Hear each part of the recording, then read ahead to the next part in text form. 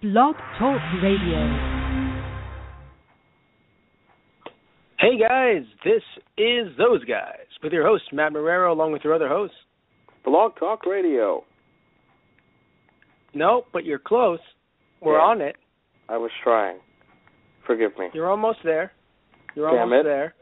What's your name? I didn't know there would be a test.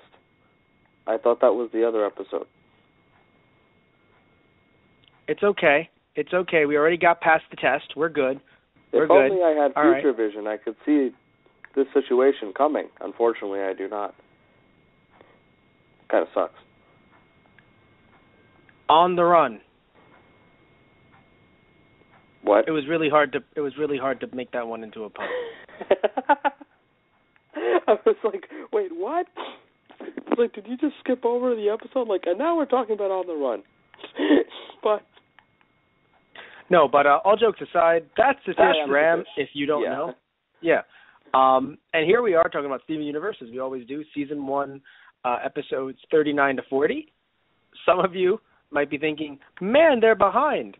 But if you're listening to us in the archives, doesn't mean anything. And it's also great because currently where we are, like, in life, there is a hiatus going on. Yes. However, we are, podcasting more about Steven Universe because, in real life right now where we are, another Steven bomb is coming up with a whole new slew of, a whole new slew of Steven Universe episodes. So here we are playing that whole catch-up game, and here you are, possibly archived viewer, playing a catch-up game, depending on how far in the future you're listening to us. That's a funny thought. Yeah, I like that thought. Playing catch-up, listening to us play catch-up. Yes, I like it. I like it a lot. But anyway, so here we are. So interesting stuff. We're starting off with Future Vision, which I really enjoyed a lot because it was a way to give Garnet, extra powers, but not necessarily make her God mode. Not make her Bat God, if you're thinking of Batman, just not making her into this character that can, just do everything and be supreme. Yeah, no, it was really important because we had this hinted of and all before coming up to the episode that, she had some kind of psychic or, like, ability to see the future. And we're all freaking out like, oh, my God, well, we don't, you're right in the idea, like, we don't want God mode characters. Especially because, or in my opinion, we don't want God mode characters because the idea of, like, characters having vulnerability or, like, not human aspects, but, like, imperfections makes us be able to relate to them more, also appreciate them more. Because, like, someone like John Cena in wrestling, they always succeed. They don't ever lose. And so you can't love them. So you want to be able to even Superman. Even Superman has those, moments. Yeah. Yeah, and then you can sit there and it's like even someone like Superman, who is obviously overpowered compared to someone like Matter-Eye, can still be looked at as a sympathetic character. In Garnet's case, it's really cool because Garnet is the de facto leader of the group, so it's really interesting whenever we go in depth on her because she has so many aspects to her character, and I love that because she's really, really loving, and then she's really tough, and then she's really intelligent, and it's like, wow, Future Vision puts a nice bow on all of that. The idea that she can basically see all these different paths. And it's so cool to think about, like, how much has to go on in her head for that to happen and her not to, like, combust. Like, just explode. The fact that she does not go crazy, it's nuts. I mean, to have that kind of just going through you, right? And it's just also really cool, the idea that, again, it doesn't, it's one of those things where it's better than guessing, because, like, you and I can just sit there in our daily lives and just be like, oh, man, I might get hit by a car today, right? But it's not like that. It's obviously, it's a bit like that, but at the same time, it's just, oh, no, but these are actual outcomes. Like, the idea is, hey, there are 3 possible outcomes. There is a decent chance that they're really going to happen, more so than you are going, what if I get hit by lightning without there, with there being no rain whatsoever? And Garnet can say, actually, in this specific case, it's very likely. Be careful. Yeah, it's also just the idea of like, her I was going to say her character is quiet, and I was about to say her quieter. Her character is very calm and quiet usually, and you can look at her being quiet as like an aspect of future vision, where like she can't focus on conversation while going through all these things in her head. So she'll have to go through like 5 or 6 visions and then think like, okay, this is the most likely action. This is, you know? Exactly. So then just, hey, let's not do this. But of course, it can still end up being wrong, which is great. You know, the idea that she mentions, hey, you know, you control your own future and everything like that. But the idea is that, you know, you can make your own destiny. Because the idea is, hey, it's not one path. Like, that's why it's great for her not to just be clairvoyant, because that really does destroy everything. Because that makes just, you know, that makes any future plot point just, Garnet, why didn't you see that? Right, where it's the thing where it's like, and it would just be the cliche, like, I didn't predict this, or I didn't see this. And it's like, well, you gave them God powers, and then you made them moot. Both of which are exactly. Like, ooh, it's lazy writing. So the fact that it's funny, I call that lazy writing because this rather Future Vision is the opposite of lazy writing. Like you can tell they sat there and thought like how do we give her this without giving her too much? And it was a really well done power. And then you have the humor involved in it too, because you try to explain this to someone like Stephen, and you know Stephen's a kid. So, of course, it's going to be like, there's going to be some humor involved because he's like, well, what's going to happen here? And, like, the Lars situation was really funny. I think it was a good example of what could go on. It's like, well, he could high-five you back or you could die. So. And Steven's thought was, to get a high five from Lars, I will definitely put myself in mortal danger. Right, and he completely ignored, like, how possible the other ones were, and the idea of, like, but I could get a high five, though, and went for it. And then the follow-up of, like, Garnet, like, I eat coffee for breakfast, and just, like, blasting that off was really funny to me. Oh, good God. Like, I freaking loved it, because it was so perfect, because I can't tell if it's Garnet, like, really liking coffee, or it was just one of those, like, I eat nails for breakfast kind of things. Like, I really can't tell. It was one of those, I eat nails for breakfast, in my opinion, it was one of those, I eat nails for breakfast, but because she's foreign, she's the alien, she does not understand that that is normal. Right, and also, it was just, that's what's great about it, where it's just like, we all eat coffee for breakfast, but also the phrasing, like, nobody says, I eat coffee. And that was what made me die. My notes, like, my notes have drink because I thought I heard it wrong. No, she said I eat coffee for breakfast. That's great. Also, the idea, I think, you know, that the episode starts out with, where Stephen is trying to say, hey, I'm going to be more grown up now, but in the funniest way possible, because that's, I think, what all of us did when we were kids. And I think a decent amount of us, at least the people that are listening to our podcast, and the two of us who are podcasting, kind of understood that was, in a way, childish in itself. Mm-hmm. You know, where it's just, where I need to grow up, so that means I need to discard things. No. I mean, yes, I don't know how I would react if someone said, I still watch Barney the Dinosaur. Man, I got to tell you guys. I watched My Little Pony last year. That's a lot different than Barney the Dinosaur, I would argue. I would argue that, too. It's just a, like, making fun of myself thing. But okay, no, you totally can. I'll even help you. But the idea that, no, I was wondering if you catch it. But the idea that it's like, you know, I will admit, sorry if any Barney the Dinosaur fans were listening. You know, Great, you've offended our fans. I'm so sorry.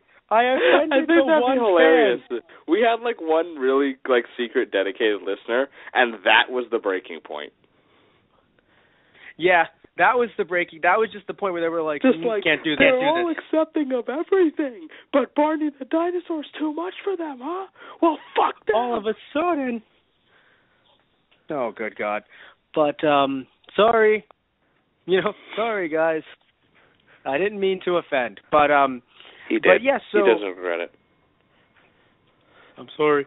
But anyway, so the idea that, still the idea of discarding, it's funny to us now, I think, because of the idea that, kids go through it, we went through it, and then we realized, wait, no, like, we may not like this as much as we did as a kid. That can totally happen. You can revisit something and go, oh, not as good. But it's different than saying, no, I must discard it because it is childish. Yeah. I can't watch Power Rangers not because, let's say, a season sucked. Oh, no, that's not why at all. No, because childish. Yeah, it's funny because I totally understand that growing up as a kid. And because I talk about this, I guess, kind of candidly, but I didn't have a natural childhood. So I spent a lot of my teenage years kind of catching up on that stuff. And then so I spent early adulthood, or at least like where we are now, like shedding some of that out, where it was like, okay, so I can still like this, but not that. And it's funny because I know I did this recently, as like a few years ago, mentally, like not physically, like I didn't get a box and decide like, okay, I'm throwing out my Rey Mysterio action figure because, like, no, but that's still in my room. But like, I get that mentality. I totally get that mentality. Right. And so I think it's something that we still kind of, like, we mentally prune even, like, throughout the years as we get to this age where we're like, well, maybe we're getting, like, we say things like maybe we're getting too old for this or maybe we're getting too jaded for this, Or looking back at things like, do they stand the test of time? Like, do certain things still make me laugh? Does the Attitude Era in wrestling, does it still appeal to me even though it was very, like, offensive? Stuff like that. So I like it. I also loved in this scene, by the way, all the references, which I'm sure you saw. Like all the freaking things. Yeah, no, the toys were great because those are the toys. Sonic the Hedgehog, Cloud, and Transformers toys. And there's also a reference to Kanye West because the bear with the MC Bear with the glasses. That's a reference to Kanye's graduation album, which has that on the cover. That's funny. So I kind of laughed. I'm like, hey, Kanye fans, that's kind of cute. To think, I didn't notice that at all.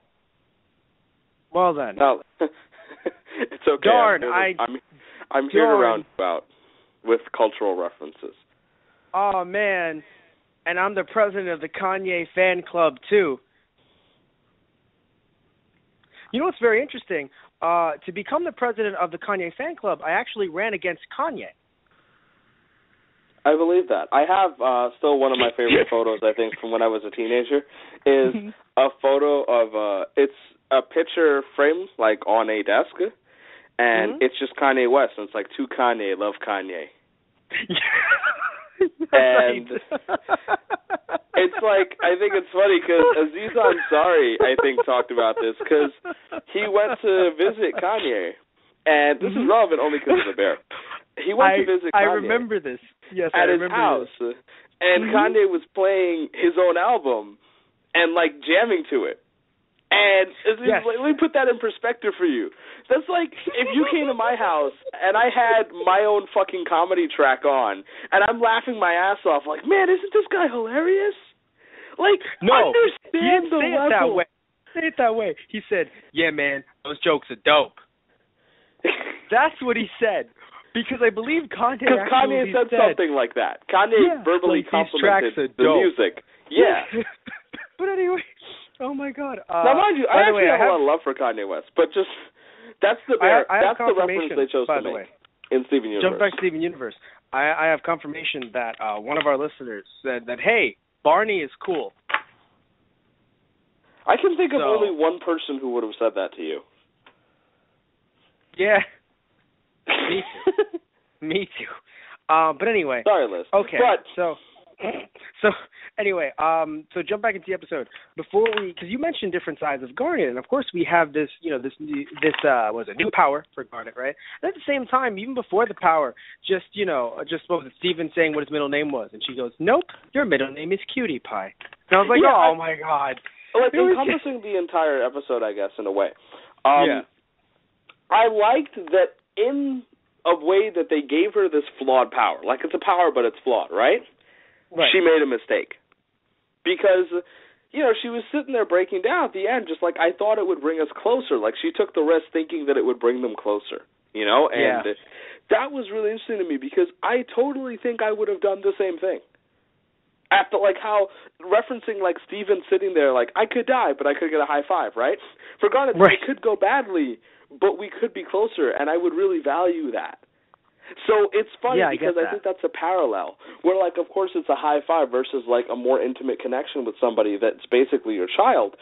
But, you know, it's just, I think there's a lot of parallel in that, and I believe that. It also shows the idea that, like, okay, adults can make mistakes too, along the same vein as what children can do. And I believe that a lot in the show. I talk about this a lot, but they just promote acceptance and the idea of vulnerability, being okay, no matter who you are. And so that's the kind of stuff I took away from the episode. I agree completely. I really enjoy, how the series, is able to do this because, it does that, right? It does the idea of, the idea that, hey, adults can be wrong too. However, Steven's saying, oh, I got my back. I'm good. I can do this on my own now. And then all of a sudden having a bolt of lightning hit Steven and Garnet block it. And he's like, what's going on? Like, what happened? And she's like, nothing. It's okay. Mm-hmm. Just that right there shows you, like, hey, you can still have your parents or you can still have someone helping you. It's not like, you're not alone. Like, you don't have to say, like, I'm going to be alone. I'm older now. It's cool. I'm going to be alone. You don't have to be, though. And it was really nice. It was a nice way to end it. Now, granted, we're not going to end it right here. We still have a few things to talk about in the episode. Some funny stuff. But, I definitely... We're all over the place tonight. It's been a while since we've talked about Steven Universe. Yeah, no, and it's okay. I mean, we have like another. We usually try to branch this out to be 30 for the 2 episodes. Yes. But, yes. So let's do it. All right. Yeah, The Wasps look like bee drills, and I laughed really hard, especially because they kept on appearing. Yeah, no. Also, in general, like the fantasies, because Cookie Cat, that was a big reference. Because, Cookie Cat is evil.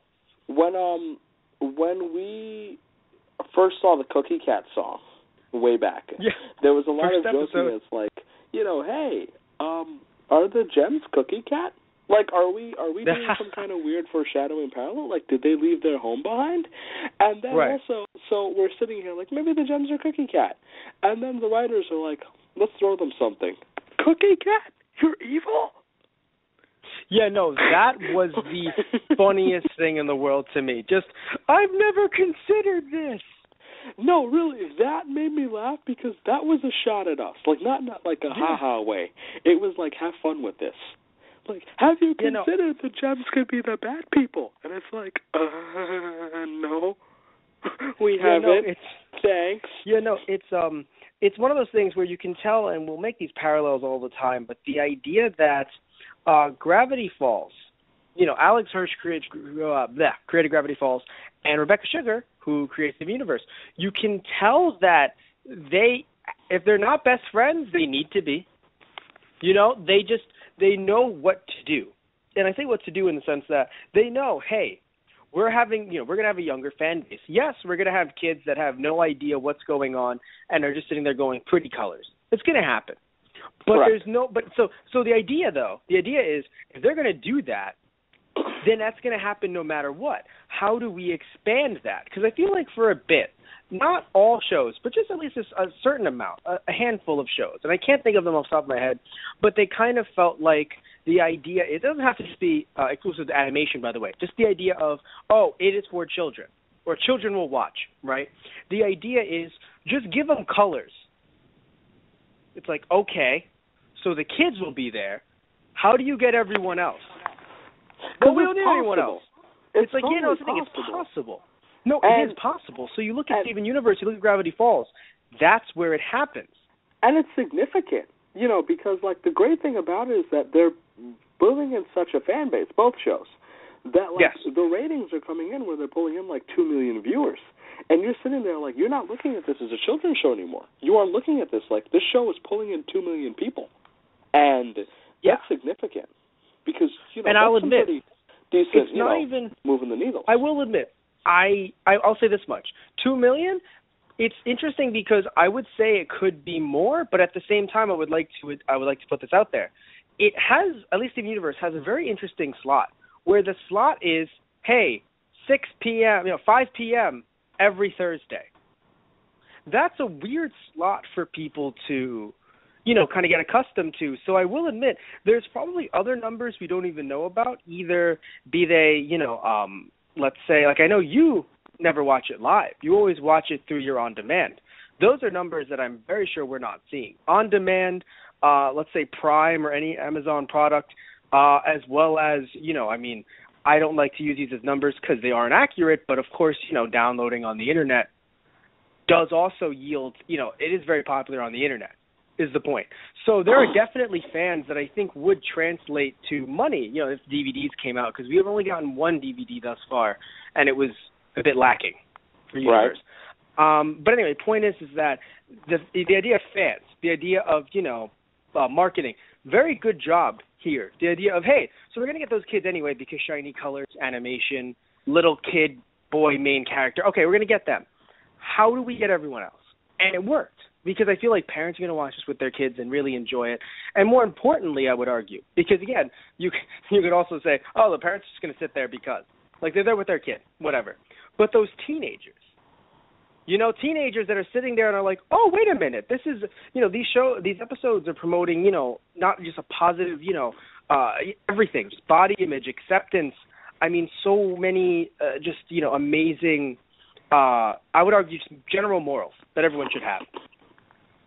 That, we've gushed about this show before, but really I want to say it again, I'm a huge fan. I really am. I'm doing a podcast about it right now. You should listen. If you're here, you did it. Yeah, no. To the people that are listening, you should listen. You won. Here you are. No. Yeah, it's definitely a great one. And so Future Vision, I think, was interesting because it's something that, I'm bringing it back, by the way. This Please is do. something that it's not particularly filler because it has, relevance. And you sit there and it's like, well, how is this going to be used in the future? Like what, like not making a joke on Future Vision, but the idea of like, well, what's the implications of this? Like, how does it, work for the future? How is it going to come into play? Because now it's the idea of like, okay, so Garnet can see pretty much everything before it happens, but she doesn't know what exactly is going to happen. And, like, is it going to be significant where it's like, is she going to make wrong calls for a bit? Are they going to get hurt? Or, like, is it just going to be underplayed? I don't know, because I think this is very significant. What's interesting, too, is the fact that they made a call in the beginning, which was, hey, we got to get these things out of here because there's a chance they'll go back to Homeworld. Bingo. That's interesting right there because already you see them making a call that you're like, yeah, that seems pretty normal. That seems legit. I could see that happening. And then all of a sudden Garnet says, yeah, Future Vision. So you're sitting there, you're thinking, oh, man, like, wow, so she saw a future where it happened. She was like, nope.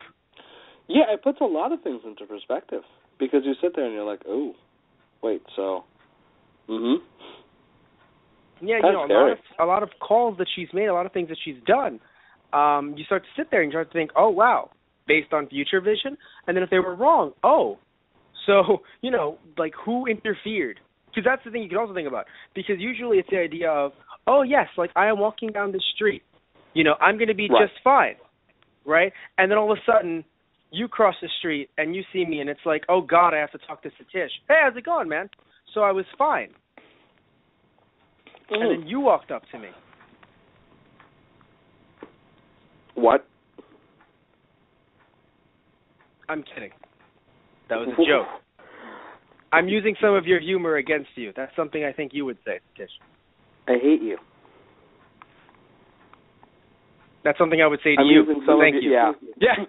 I'm using some of your humor against you. How do you like that, Matt? Anyway, more importantly. It feels good. By the way, random things, bringing it back to the Wasps. And I have to bring it up because it just really made me laugh. I believe one of them was actually Lars's voice actor. I believe which really made me laugh. Just because I heard it in the voice where it's like, we're magic. And I was like, oh, my God. I just loved it. Just, why are you here? That joke will never get old to me. Like How I Met Your Mother did something like that and I died, where Marshall was having visions of death. right? Because he didn't have health insurance. Because he thought, oh God, I can't go to the doctor. So at one point he just imagined, he was like, Lily, I got to go to the bathroom and I need you to be in there with me, because it was like, what do you mean? It was like, what if a bear attacks? It could. And they had a guy in a bear suit attacking him in the vision. And then later on, no, it wasn't. It was something else. It was outside or something, and the bear attacked. And then all of a sudden he was like, gotta go to the bathroom with me. Why? Because, and it flashes, he just goes to the bathroom. The bear comes right behind the shower curtain. He's like, how did you get in here too? Just that will never get old to me. Just, why is this happening again? But yes. No, that did make me laugh, the callback. But in general, I think it was a good episode. I rarely have issues with their episodes, to be honest. So it's really weird for me to say that, because I feel like I'm a broken record. Yeah, right. Just. I still don't like Cheeseburger Backpack, for what it's worth. I guess, to be fair. It's weird. I don't hate it, so I would say that I like it. But I mean, if we have to talk about it just for a brief second, I think they were on a roll. That's what it is. It's just first episode, bam. Second episode, bam. Cheeseburger Backpack. Okay. I might that's accept how I feel. that. I might accept that. I think that's fair. I just think that's the thing, because it's just one of those things where you were just so. I mean, and they aired the first two in a row, so you're kind of like, yeah. All right, cool. I'll watch next week. But anyway, so, and now, here we are, episode 40, On the Run. Oh, my God. Yeah, On the Run was a big one, so it's okay to give us the extra 5 minutes to talk about it. And it hurt. It hurt a lot. Why did I feel this much, man? I didn't. When I saw the episode, I just sat there. Because and I was she like, didn't ask to be made. I didn't. That is actually my favorite line in the episode. I mean, I sat there and I just thought, I didn't sign up for this. I signed up for Garnet, Amethyst, Pearl, and Steven with the hot dog. That's what I signed up for, let me drum my gun into your heart. I did not sign up for, I didn't ask to be made. Yeah, it hurt. Yeah. Also, the idea that apparently our theories, and it's funny, our theories, not the internet's general theories, our theories, but the general theories of, hey, so gems conquering Earth, what's that all about? That a thing? Mm-hmm. Apparently it's just, it actually happened.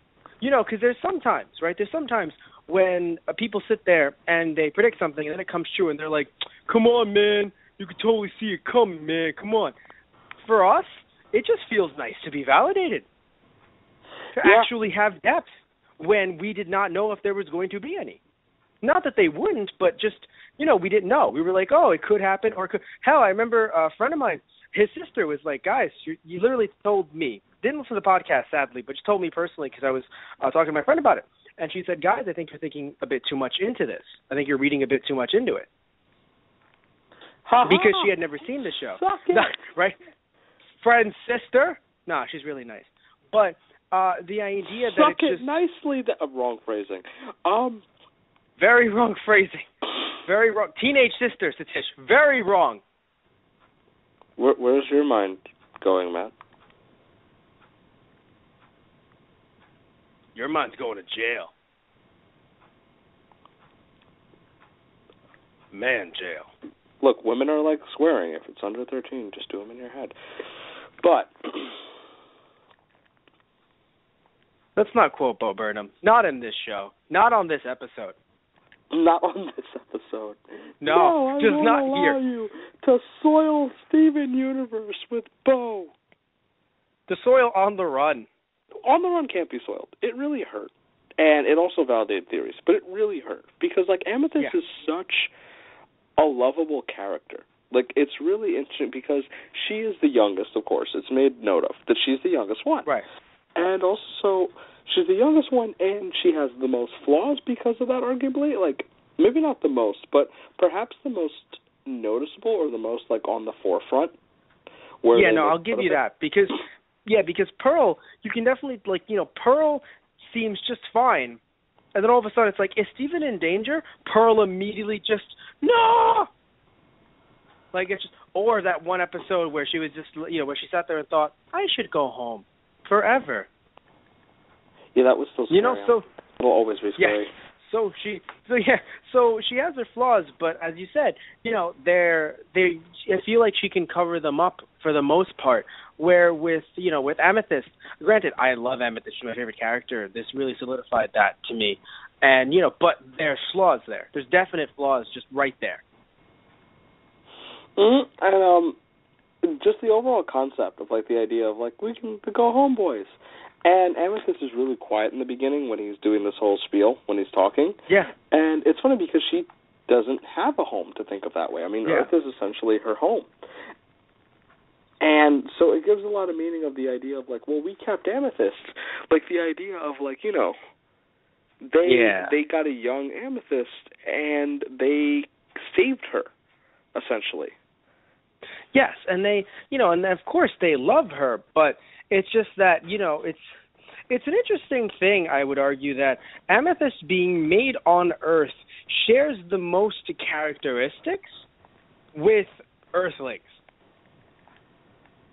Correct. I say this in the sense that, you know, Pearl not being from Earth, definitely, you know, we've mentioned language before, when, you know, or general things when it comes to them being foreign, right? So the idea that, you know, Pearl said something like, oh, yeah, we kept, you know? And, of course, you would assume that... I think that was Garnet's line, for what it's worth. Oh, I'm sorry. Cool, you know. Oh, I'm sorry.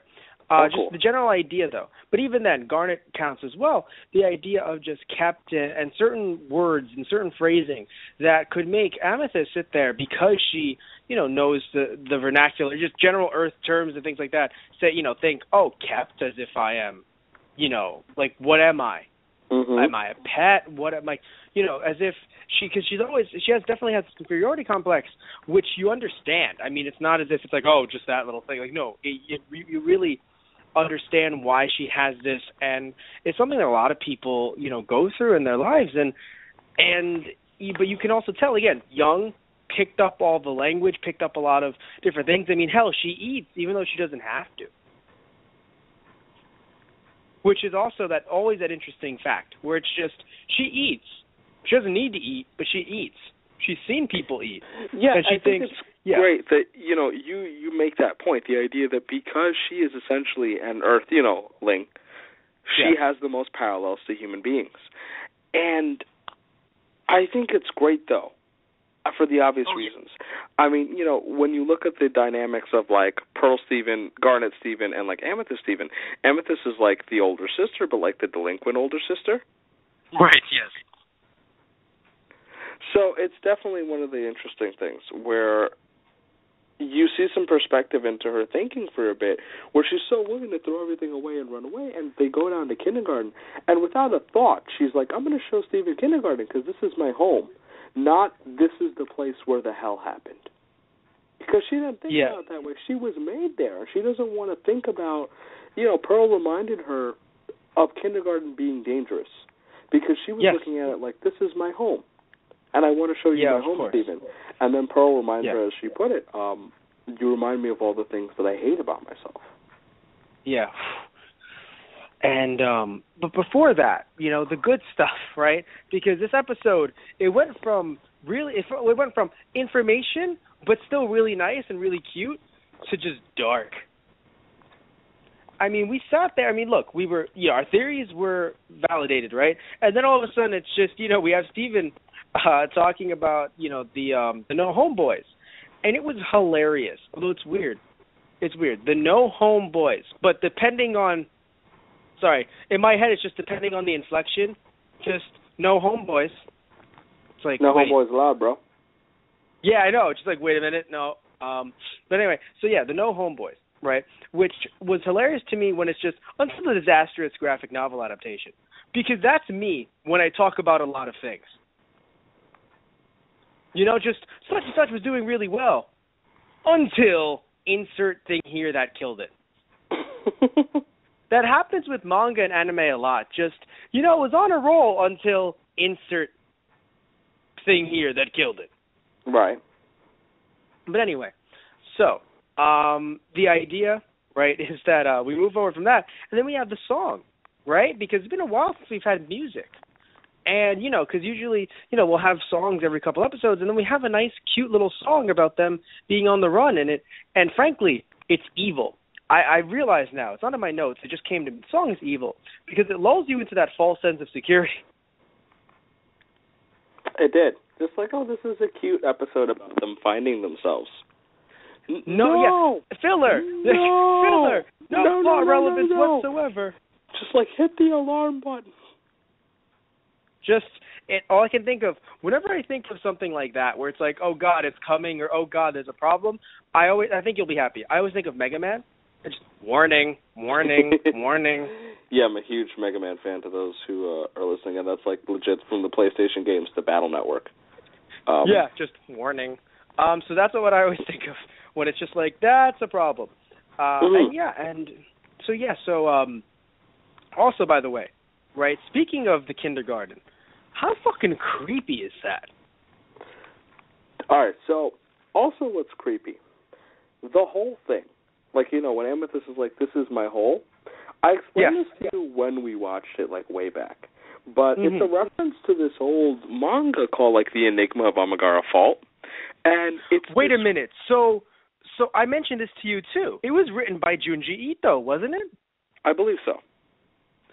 I read this, and dear God, whenever I think about it, it's freaky as hell. And to anyone who doesn't know about it, right? I mean, you were going to explain it, so please finish explaining it. I'm flabbergasted. Yeah. No, it's one of these things that, like, I'm fine if people don't want, like, usually we'll sit here and be like, hey, go look up this thing that we talked about if we haven't, if you haven't, because it's cool. This is one of them that I'm totally fine with you not doing that. And I'm not saying it's bad. I'm saying that it's really creepy in a way that can mess with you. Yes.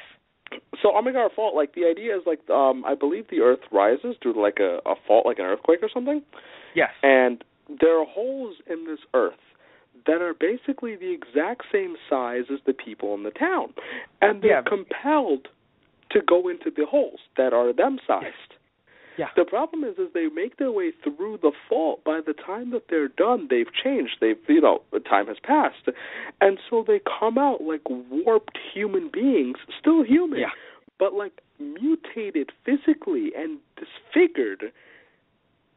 And that's how they have to get out the other side. And it's really fucking creepy. Like, the art is horrifying in a good way. Like, I'm pretty sure. Well done. I'm pretty sure it's Junji Ito, because, I mean, I remember he did, oh, God, he's done so much. I remember he did something, it was a bit like Disturbia, if you remember, the Hitchcocky stuff, where it was just guy with binoculars. Mm-hmm. Right? So he's looking through binoculars, and I remember it was a short manga. It was a very short one, and it was just him looking through binoculars, and he looks across, to the building across, and it's just this creepy woman with like a twisted head and twisted arms, and like a skirt that you would wear to a company, like a nice short, like one of those professional, and she looks at him in the eye, and then all of a sudden he blinks, and then she's not there, and she's like coming up his building. And then there's another one where it's been a while since I've read these. It was a collection of his shorts, and there was another one where people's heads popped off them like balloons. Mm-hmm. Oh, I'm sorry. No. Their heads didn't pop off. Let's be real here. They saw their heads, and the heads could talk to them. It was basically like a zombie thing. It was like a zombie thing, except that the heads could talk. So it'd just be like, hey, come on, John. Look outside. It's your sister and your mom. We're here. We're here for you. Come on. Just look outside. And then the entire neighborhood would just be balloon heads right outside his window. Come on. Become one of us. Good God. Not sleeping tonight, everybody. It's weird. It's funny because I'm not... Okay. I don't usually watch horror movies or horror films because I'm not usually scared by things. So I'm not going to sit there and be like, oh, my God, that was scary. But I identify with things that give me, like, chills, where I'm like, okay, that was creepy. Like, that was legitimately creepy. I think that's the thing where, like, I think it's one of those things where it's just, I feel like you look at a horror film and you're like, yeah, that's CGI or that's this or that's this. But there's just certain concepts I feel, that are so outlandish that they're either going to make someone go, that's hilarious, or, the hell is that? Yeah. So I feel like, so talking balloon heads will either make someone go, ha ha, or, I don't want this. You know, just, I don't want any of it. And you shouldn't. Very good. You know, so I'm happy to hear that you can still look at some things and go, I'm going to nope all the way out of this.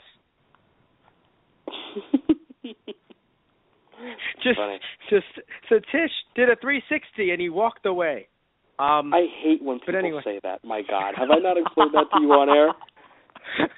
No, we've never made that joke on it. I hate that phrase. My God, for anyone understanding, you know, why? Like for the people who understand why I hate this phrase, you're already there with me. You know. For those who anyway, know, math, 360 is a circle. If you do a 360 and joke. walk, I know that's why I hate you. That's the joke. Okay, fair enough. But so people will sit there and be like 360 and walk away. No, you're not walking and they'll away. mean it. Right. Yes. Like, I'm fine with it as a joke. I'm upset because some people have adopted it as a phrase to describe walking away. And I'm like, you do realize. But go on. Right. But anyway. But yes, I think Armigara Fault was one of the creepiest references the show has put together. And I almost hate them for it because that one's mean.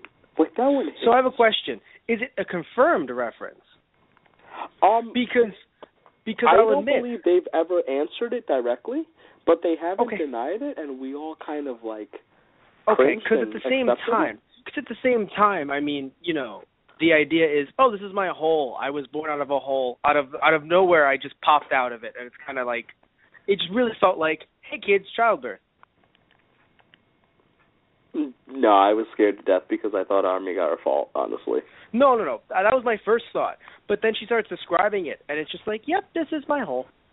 And I'm like, oh. Like, it felt like, hey, kids, childbirth. But our first thought is, oh, God, they're coming for us. I swear to God, if Amethyst had been disfigured when she came out, because she can do that. She fixed herself, too, yeah. I would have flipped. I would have screamed audibly like, no, you can't do this. I would have scared vomited. Yeah, but, no. The Gravity idea, Falls. I think also, yeah, they would. The overall episode, the first thing I thought of at the end, actually, when I got over the whole kindergarten shock value thing, was of Ronaldo. And do you remember why? Do you remember why, or? I was drinking water. That was a signal. No, it's fine. When Ronaldo had his snake people thing, like, disproved, like his whole when he mentioned the diamonds. Yeah, he went off on the diamond ran. He's like, sentient rocks that are coming to hollow out the earth. Oh, and we laughed. Yeah, no. But then we all kind of sat there and thought, maybe. 20 episodes later. Not even 20, which is even funnier. But yeah, I really, actually, maybe 20. We don't have a fact checker. We need a fact checker. I wish we had. We do.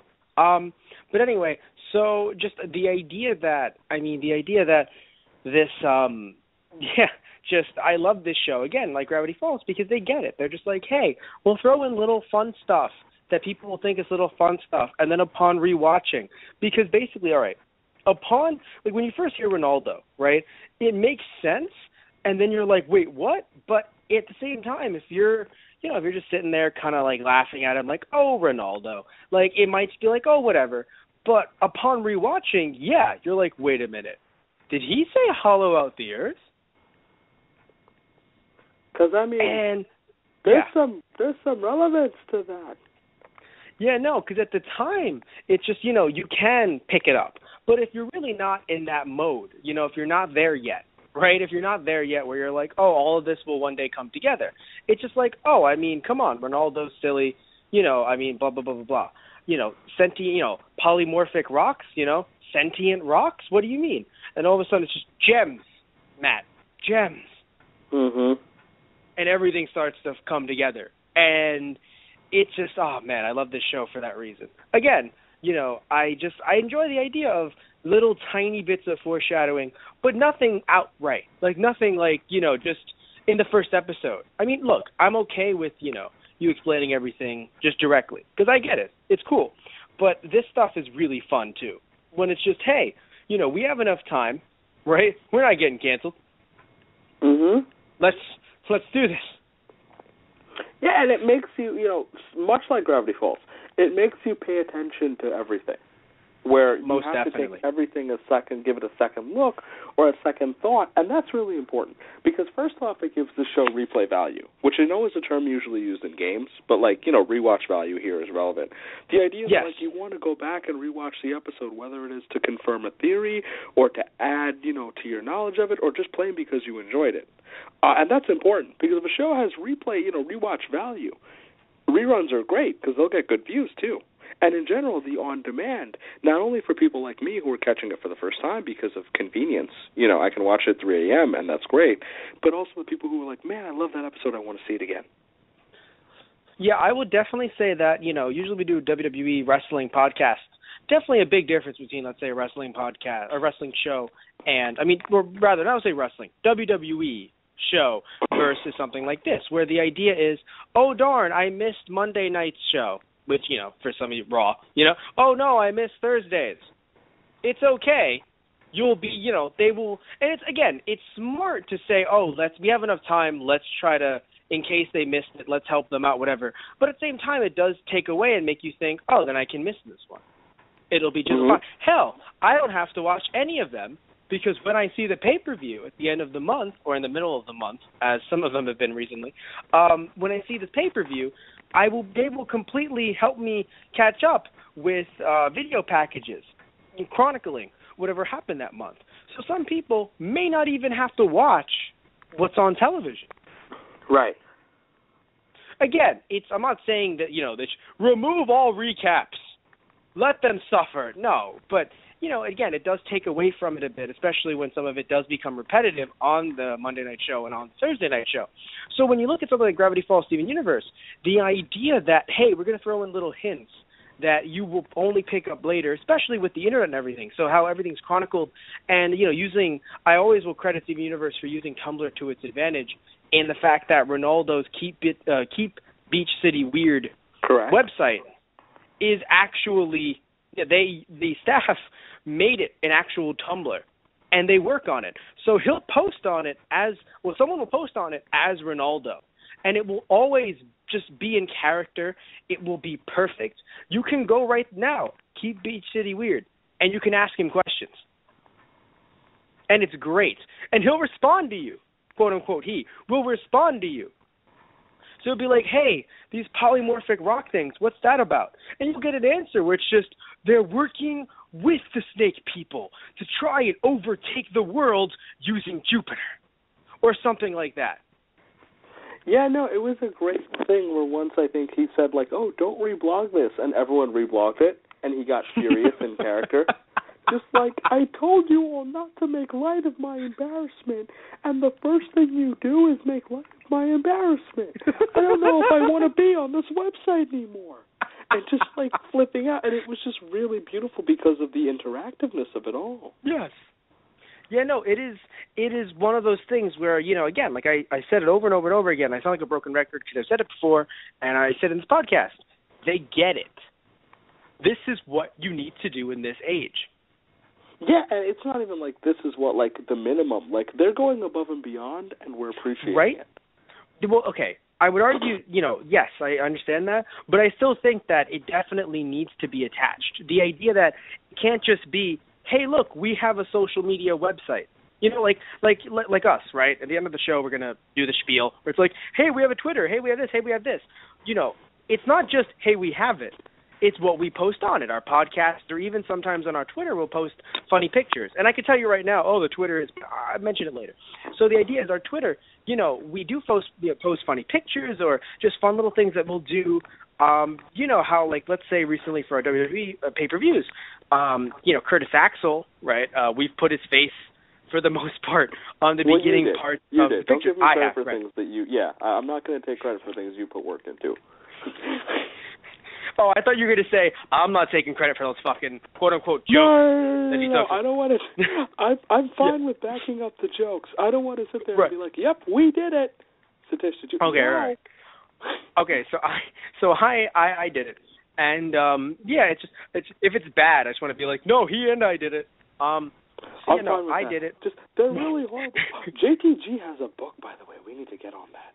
And we need to get him on our podcast. But more importantly, we'll talk about that later, off the air. But anyway, the idea is that the idea is but I'll just start when we're together. Yes. Yeah. But the idea is that I understand the idea of you saying, oh well, it is above and beyond, but it's still, I would argue, can be a necessity nowadays, where it's not just, hey, follow us on here, we will update you on future things. It's like, no, follow us on here because you don't even take the main character. It's not even Steven doing this. It's Ronaldo, a character who yes, it's kind of a reflection of us in certain ways. We've talked about this in the past. The idea just of using him in this way is not, is brilliant, and but it's a great way to get people invested in the show and into the universe as a whole. Yeah, it's funny. Yeah. You also mentioned that it's not Steven, but it's Ronaldo.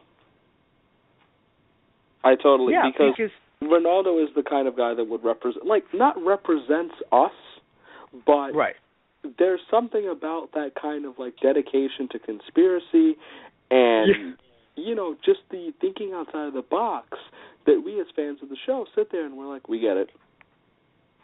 Yeah, most definitely. But so before jumping back into this actual episode, I mentioned one of my favorite lines in the episode was, "I never asked to be made." I have another one. So it was the saddest, but I think my favorite actually, or at least the one I consider the best, is, "I wouldn't want to fight me neither." That was awesome.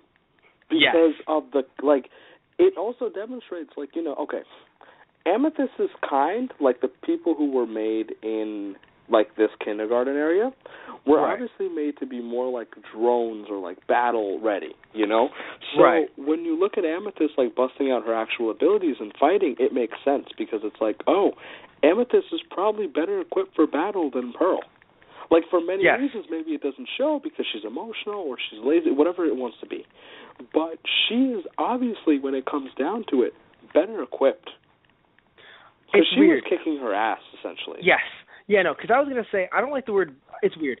I'll take better equipped in the sense that, it depends on the kind of battle, I guess, because I do think that Pearl can outsmart, and I think she's great in battle, but I understand what you're saying, the idea of just fight, keep the fight going.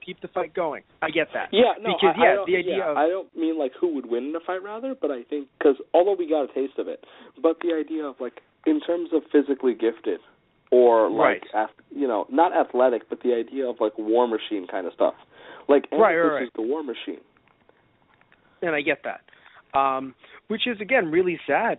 The idea of just that idea of just, hey, here's your background that you're coming from. You have to try to fight against it. I mean, it was something that I feel like if Amethyst wasn't your favorite character before, she is now. And if she isn't, it was a really important thing because if she isn't, characters like Greg and Amethyst really grow on you throughout the series, I think. And I don't know if it's the human aspect. For me, just the idea of, something as, dorky as, let me drive my van into your heart.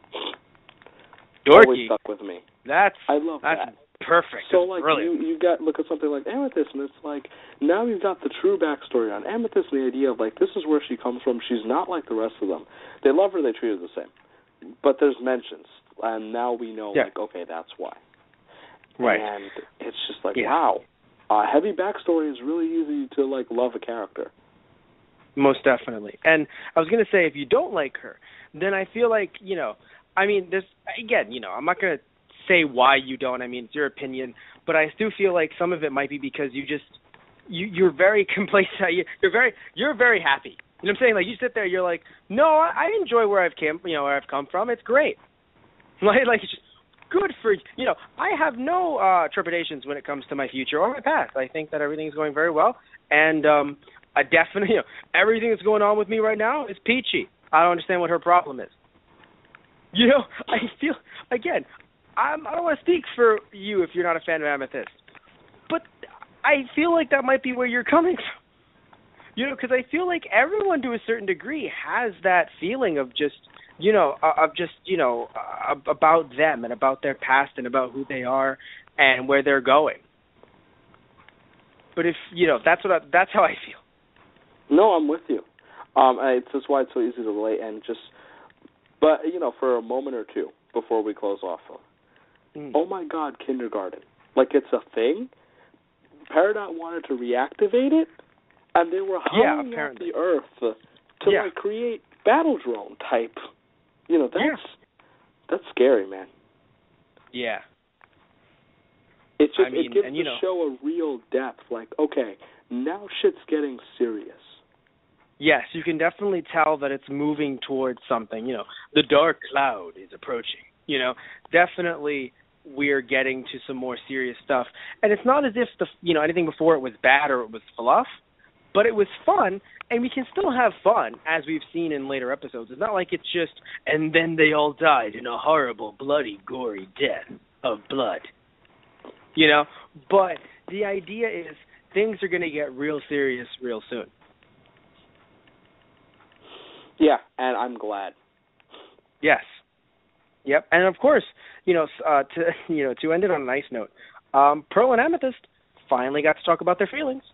That was really and beautiful. To some people, just like, I don't great. Look at you like that. I love you. I always thought you were the best thing that came. I was like, oh my God, my heart. Yeah, I do feel like for some people it's just, it's all whatever, their feelings. But it's like, no, I mean, for me, I just really enjoyed it because you definitely see throughout the series, up to this point, I feel like it left, actually. Maybe some of it was there as jokes, but there was left. animosity. No. I'm happy you used the exact word that I used. Animosity, not from Pearl. From Amethyst, and Pearl taking it more so that, she's the youngin'. That's why Pearl talks to her in some ways sometimes. Not because Pearl doesn't like her. It's just that, she's the young one. But of course, Amethyst takes it differently because she has this on her shoulders.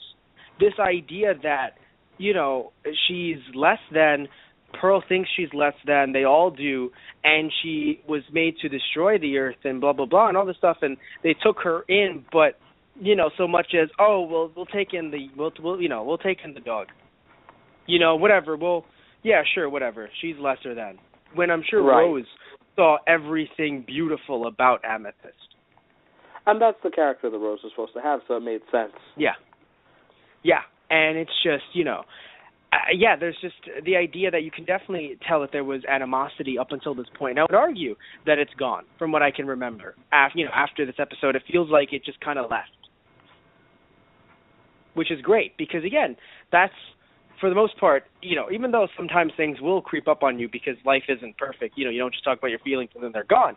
But for the most part, kind of letting a weight off your shoulders really does help in your day-to-day life if it was, part of what was holding you back or hurting you or making you angry or upset or whatever it may be. So it's a very interesting thing to have them do. It was very nice because the idea that, they didn't keep it. Like, Amethyst didn't run away and then, it's like, oh no, will she be back? Will they talk about their feelings? Will they not? Tune in to the next episode of Steven Universe. No, it was just... we were going to anyway. Well, yeah, right? We were going to be here anyway. So, there's just some shows I feel like they know that there's going to be drama. And instead of going, good, drama, let's get it done. Maybe we'll have some more different kinds of drama later. No, it's just, let's stretch out the drama as much as we could. Let's make sure that we can stretch out the drama so much that you are either completely invested or you're fucking tired. I'm with it. You're not in the middle. You're not in the middle with this. You're not there's no sense of apathy towards it. It's just you're either invested in this year to 2 to 3 to 4 years amount of drama being drawn out, or you hate it. And I'm really happy they went with let's just get it out, let's get it done. We have things to do in this show.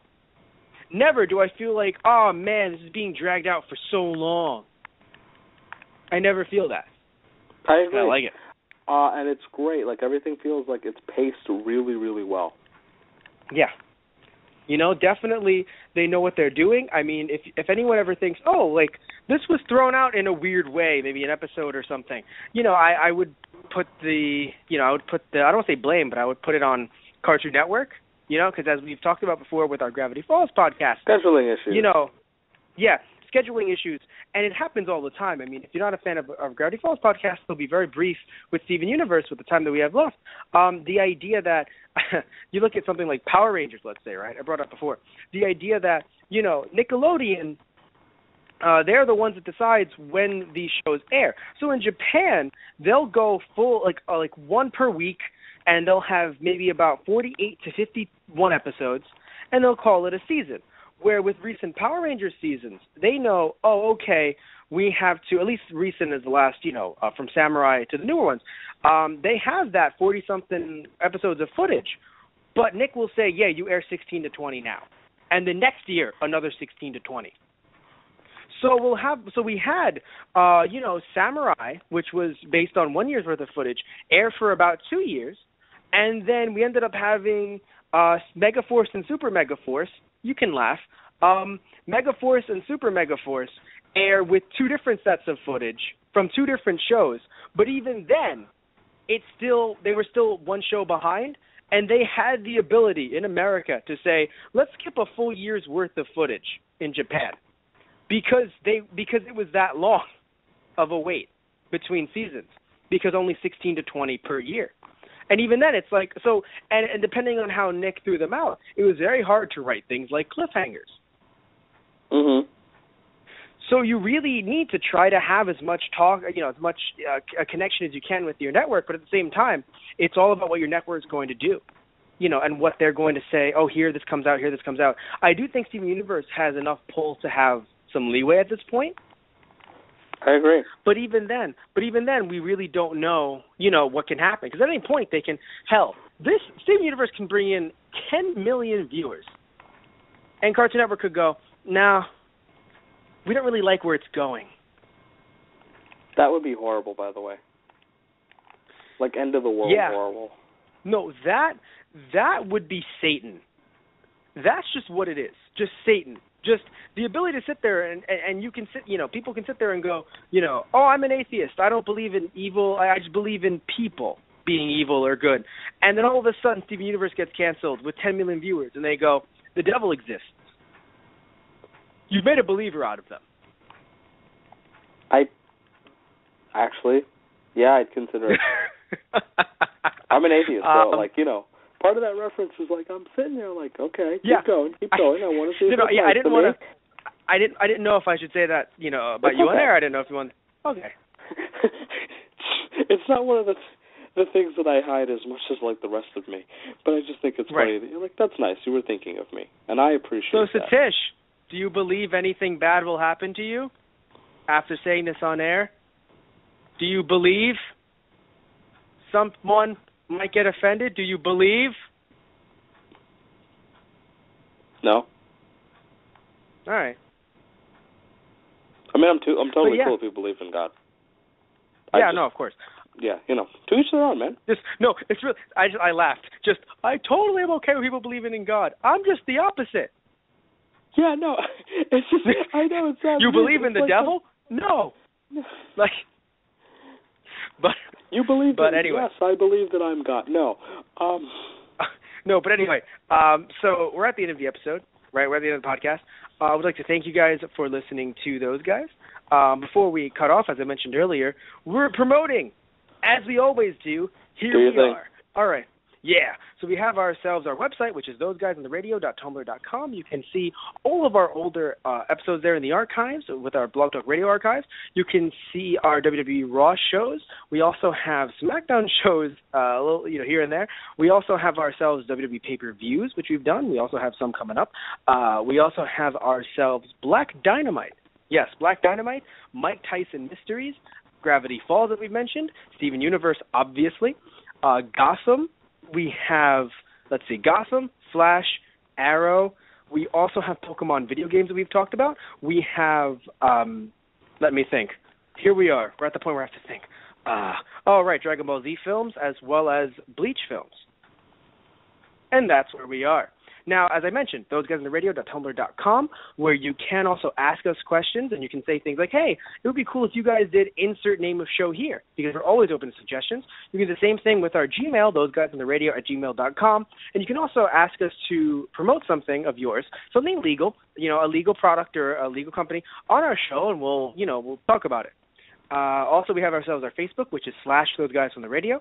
We have ourselves, which we will post new shows on there as well. We have our Instagram, where we post new shows and funny pictures, which is /ThoseGuysFromTheRadio. Our Twitter, same thing, funny pictures, new shows, @ThoseGuysRadio. We are working on our YouTube currently, which you guys should definitely, keep on the lookout for. We will talk about it on our website. And also, you can check us out on iTunes, which is Those Guys Radio. So, Tish, I did it again. Sounds good to me. Promoted everything. We did it. We're good. All right. So, again, thank you all for listening to Those Guys. Say goodbye, Stitch. Goodbye, Stitch.